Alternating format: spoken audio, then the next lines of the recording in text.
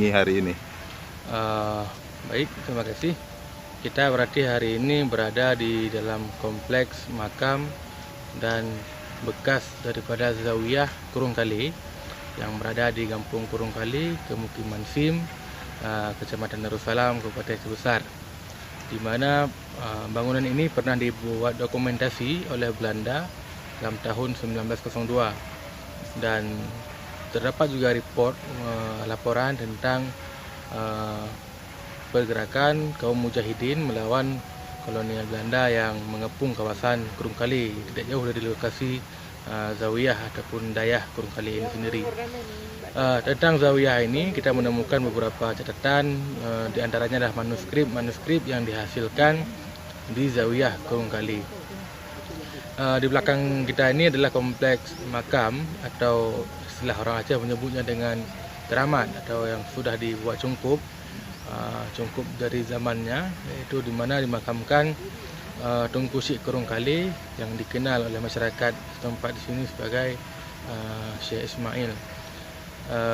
Di kompleks ini juga dimakamkan mertua dari ulama besar Aceh abad ke-20, yaitu Tunku Haji Muhammad Hasan Kurung Kali, yang juga adalah guru daripada Abuya Mudawali Al-Khalidi. Dari Zawiyah ini juga, dari institusi pendidikan yang ada di tempat kita berada hari ini juga, telah lahir tokoh-tokoh besar yang menjadi guru, yang menjadi intelektual Aceh di masa lalu, terutama pada abad ke-19, semisal Syekh Muhammad Said Kurung Kali, Syekh Abbas Kurung Kali, dan beberapa tokoh lainnya yang kemudian kita temukan dokumen-dokumen disebutkan sebagai para mujahidin, sebagai para guru dalam melakukan gerilya, melakukan perjuangan melawan kolonial Belanda di Aceh.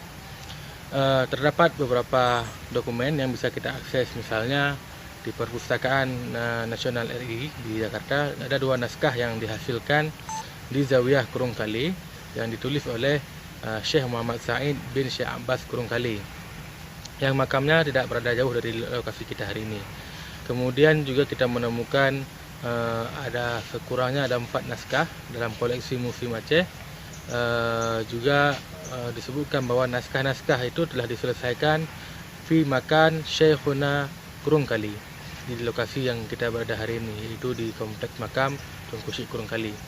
Kemudian juga terdapat informasi tentang Zawiyah ataupun tokoh yang menjadi ilmuwan di sini, yaitu seperti dalam surat Sultan Muhammad Daud Shah yang dikirimkan kepada seluruh Hulu Balang ataupun masyarakat Aceh yang berada di sebelah timur melalui Tuanku Mahmud Banda Kecik tahun 1315 Hijriah bertepatan dengan 1897 Masehi, yaitu disebutkan bahwa ajakan untuk melakukan perang fisabilillah itu digelorakan oleh Tengku di Kurung Kali Muhammad Said, yang beliau juga menjadi seorang pengajar di Zawiyah Kurung Kali ini. Informasi yang kita temukan dari naskah-naskah dan korespondensi itu, beliau hidup dan berkiprah pada zaman Sultan Mansur, yaitu pada abad ke-19. Apa saja kiprah beliau di kerajaan Aceh pada pemerintahan Sultan Mansur Shah? Kita melihat kiprah beliau dengan membuka Zawiyah ini, kemudian beliau mengajar di sini, dan itu kita lihat kita temukan naskah-naskah yang dihasilkan di Zawiyah ini. Artinya ini menjadi suatu tempat yang dijadikan sebagai institusi pendidikan zaman Kesultanan, dan bahkan tokoh-tokoh yang berada di sini ini tokoh-tokoh yang kemudian bersama dengan Sultan sampai dengan masa akhir dalam perang Belanda dengan Aceh, seperti Tunku de Kurung Kali Muhammad Said itu bersama dengan Sultan Muhammad Daud Shah bergerilya. Beliau ini asalnya dari mana? Asal dari sini, dari informasi masyarakat setempat memang berasal dari Kurung Kali sini. Oke, Mas Kur, terkait dengan banyaknya makam yang ada di sini, apa yang bisa diceritakan? Apakah makam-makam ini adalah makam pengikut beliau ataupun makam warga yang sudah bergabung, atau bagaimana? Ya, kita di lokasi ini memang kita melihat ada beberapa bom ataupun gundukan makam, terutama yang sudah dibuat cungkup. Itu memang Tunku Syekh Kurung Kali dimakamkan di situ bersama dengan keluarganya. Bahkan di kompleks makam ini juga dimakamkan mertua dari Abu Hasan Kurung Kali, ulama besar kita dalam abad ke-20. Kemudian di sini juga ditemukan banyak sekali batu-batu nisan, baik itu yang memang ciri khas itu adalah nisan-nisan yang berada dalam Mukim 26, juga ada nisan-nisan yang diperkirakan adalah murid sekaligus pengajar dan para mujahidin yang syahid di lokasi ini. Berapa banyak ketika itu yang belajar di sini diperkirakan? Secara pasti kita belum bisa memastikan, tapi jika nama Zawiyah Kurungkali ditemukan dengan jumlah yang tidak sedikit, maksudnya banyaklah naskah-naskah yang dihasilkan di sini cukup menggambarkan bahwa aktivitas belajar mengajar di Zawiyah ini cukup aktif. Berarti taklim dan taklum berarti ya. Bahkan istilah di PD itu memang Kurungkali ini terkenal sampai ke PD untuk dalam bidang menuntut ilmu agama terutama. Nah, terkait dengan bahasa Kali ini sendiri, ini menunjukkan tempat, karena di India Kali berarti hitam disebut. Ya, jadi menyangkut dengan nama Kali, kita telah melakukan perbandingan dokumen. Lebih tepatnya mungkin disebut dengan Kali, Kurung Kali, karena dalam peta Belanda yang dipublis tahun 1880 itu menyebut Kurung Kali. Kemudian juga dalam penulisan huruf Arab pada naskah Zawiyah Kurungkali dan di beberapa surat itu dengan huruf yang memang dapat kita baca Kali. Mungkin yang hari ini ada pergeseran bunyi sehingga menyebutnya dengan Kurungkali, adapun Kurungkali. Bahkan dalam ejaan Latin hari ini kan dibuat double A. Seperti itu. Jadi mungkin ini ada pergeseran bunyi dari toponomi yang dasarnya. Seperti itu. Berarti perlawanan terhadap Belanda ini dari sinilah mulainya. Salah satu kawasan yang memang diceritakan bahwa ada pertempuran yang dahsyat di sini tahun 1883 kalau tidak salah, itu memang ada pertempuran, dan Belanda sistemnya ketika mereka melakukan satu pertempuran di lokasi itu, mereka merebut dan menaikkan bendera di sini di lokasi itu. Dan Kurungkali ini kawasan yang sulit ditaklukkan, itu dilaporkan. Melihat kondisi seperti ini, bagaimana menurut? Mungkin dengan kondisi seperti ini ya agak memprihatinkan sebenarnya. Kita lihat memang ada beberapa bagian dari peninggalan Zawiyah ini, terutama bangunan dasar dari Zawiyah itu, balai pengajiannya itu sudah mulai mengalami pelapukan yang itu sebenarnya harus dijaga. Jadi harus ada perawatan yang lebih maksimal untuk mengabadikan ataupun merawat situs ini. Ya, harapannya gimana? Harapannya kawasan ini ataupun kompleks makam Syekh Kurungkali dan balai pengajian yang dulu yang dikenal dengan Zawiyah Kurungkali ini harus dilestarikan. Itu didasarkan sebagai cagar budaya. Adapun ada upaya yang lebih serius dari pemerintah kita untuk merawat dan melakukan publikasi agar diketahui masyarakat umum. Apakah beliau ini masuk dalam jajaran pahlawan juga? Dengan kiprahnya dan keterlibatannya sebagai seorang ilmuwan, juga melahirkan tokoh-tokoh yang terlibat dalam gerilya melawan penjajahan kolonial Belanda, itu sudah cukup pantas untuk menjadikan beliau sebagai pahlawan. Di karya-karyanya dan tokoh yang dihasilkan di lembaganya itu memang orang-orang yang cukup berkompeten. Kami lihat dari tinggalan-tinggalan yang ada.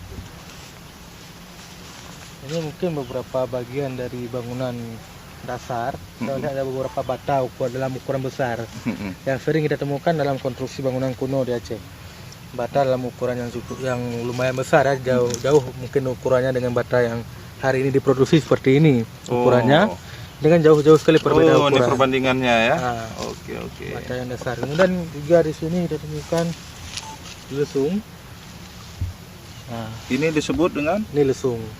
Jadi mungkin sudah rusak kan bagian-bagian ini, menggunakan bahan sandstone, bahan yang sering dipakai dalam bahan batu nisan Aceh.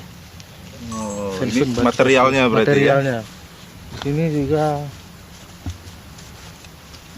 bagian dari konstruksi dasar. Batu bata yang dalam ukuran besar dengan perekat yang cukup, ini sebenarnya cukup tua, perekat yang lama ini, mungkin ada bagian-bagian yang sudah diganti ya. Nah, jika material seperti ini diperkirakan pada tahun berapa? Umumnya yang kita temukan hari ini dari penghujung abad ke-18 hingga abad ke-19. Oh. Nah, ini juga salah satu bagian yang dalam bentuknya seperti lesung juga. Di sini menarik, ada ornamen, ada bagian yang Yang istimewa. terukir ya. Jarang ditemukan lesung dengan bentuk yang lonjong. Iya. Bahannya sandstone juga, batu pasir. Iya. Atau dudo yang tinggalan yang Ini struktur lama. struktur lama. Struktur lama. Jadi mungkin bagian ini yang ditambah baru. Mm-mm. Dalamnya batu. Oh, dalamnya batu. Batu yang dibentuk ini. Kemudian dilapisi dengan semen ya. Yang dasarnya seperti ini. Bagian baru tambah. Ini bentuk asli ya? Ini otot tambah baru. Dalamnya batu ya. Nisan. Oh, ini nisan. Nisan yang memang ciri khas dari kawasan Mukim 26. Kemudian kita lihat di sini ada suatu kula yang pola seperti ini umum dijumpai di depan ataupun belakang masjid tua dan di bangunan-bangunan pendidikan seperti Dayah. Misalnya di Tiro itu ada Zawiyah Cud yang dibina oleh Muhammad Amin Tiro, juga terdapat kula seperti ini di bagian depan zawiyahnya. Umum juga di PD kita melihat seperti ini itu dijumpai di depan ataupun belakang masjid tua. Oh, umumnya seperti itu. Ya, dan kawasan ini cukup menggambarkan bagaimana. Ya, saya jadi teringat di Awi kita. Ya. Seperti itu. Nah. Bahkan kalau kita berbicara kawasan SIM ini, ada yang unik sebenarnya. Sumur-sumur di kawasan ini itu semua dibuat dari gerabah yang diukir. Gerabah yang diukir. Ukurannya seberapa besar? Ukurannya 60 kali 60, 50, bahkan ada yang 45. Dan dia semakin dalam semakin besar. Semakin dalam semakin besar. Berarti diameter atasnya itu. Ya, diameter atasnya kecil. Dan ada juga sumur-sumur dalam ukuran yang kecil ditutup dengan batu. Seperti di depan cungkup makam. Ya. Oke. Udah dah. Ini Udah. Batang susun. Batam susun ya, tahu ya laginya.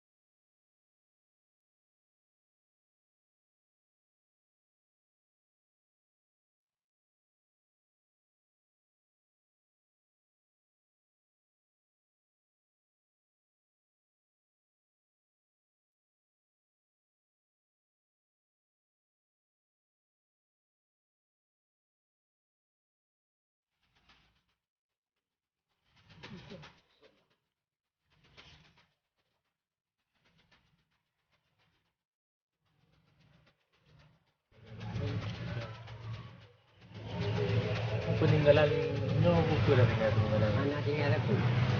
Kita Kita majang nombak dua. Kitab. Oh. Kitab lah malenya na bibilon api ni bibilon kamu. Ayah lu nana iba lamlo dia. Oh, dalam Malay. Lam malenya kamu Dalam Malay dasar ngumpul kan enak. Koan pokok iba bangku bangku. Ini. Patrick boleh tinggal ya. Ya, kata dia.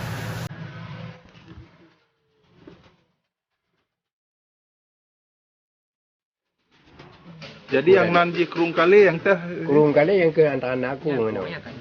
Kurang kung ibu gak le dia wa. Jadi jadi kawan kurung kali. maka je kan kerung kali. Kurung kali.